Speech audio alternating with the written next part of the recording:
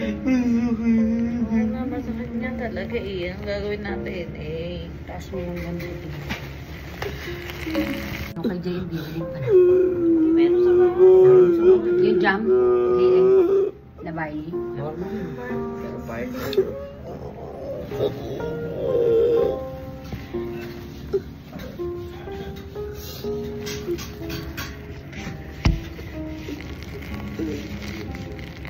Wala nang iba, nagdadrama lang ako. Pero yung totoo, sobrang sakit talaga na itong nararamdaman ko. Meron po akong mataas na uric acid at mababa po ang potassium ko. At meron po akong mataas na white blood cell at UTI. At meron din po akong creatinine. Noong minuto po sumusumpong yung tuhod ko.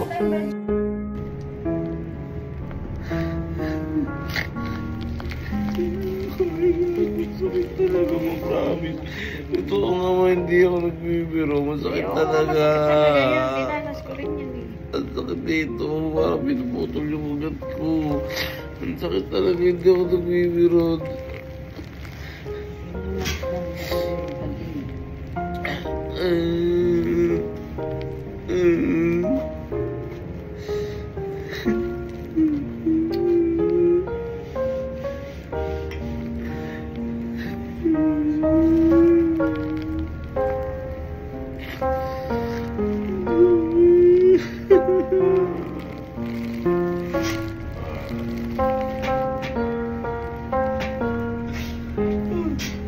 Bigay ko na yung address. Yung address mo.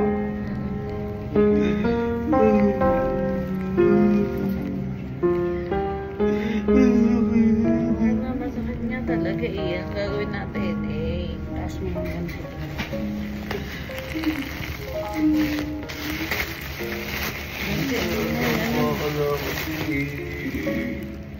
Nakakalakad ka eh. Ganyan talaga eh. Mamaya pag may gamot na yan, mawawala ka.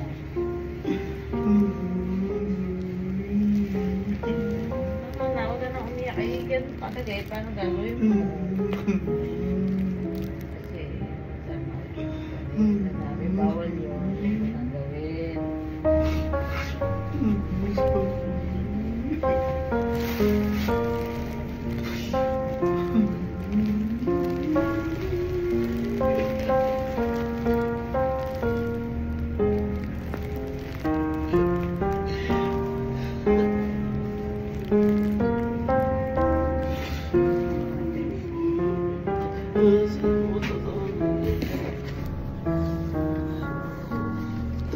Buti na lang nandyan yung asawa ko na laging nandyan para sa akin. Kung makikita nyo na inaalalayan ako ng asawa ko na umiihi. Kasi po hindi po ako makatayo ng diretso. Kapag ako lang po mag-isa, bumibigay po yung tuhod ko.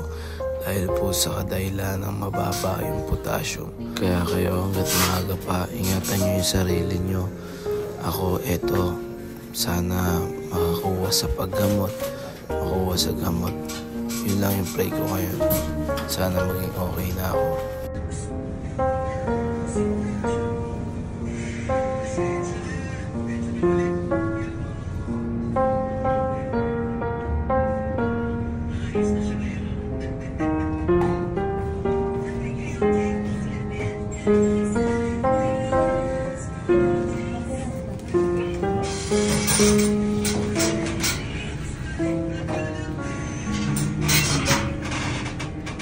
Yan, hindi po kasi ako makatayo po. Anong oras na asawa ko? Lagi pong ginaganyan yan. Anong oras niyo po? Nililista po. Anong oras na kayo, Arthur? 8:33.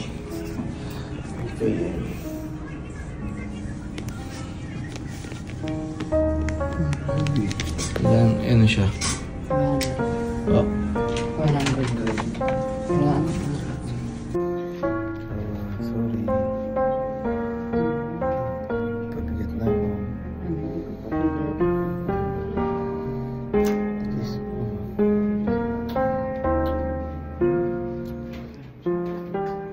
Damo pa rin ako kahit ano pa na ako.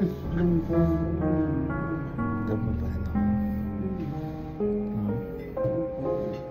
Ano? Tama.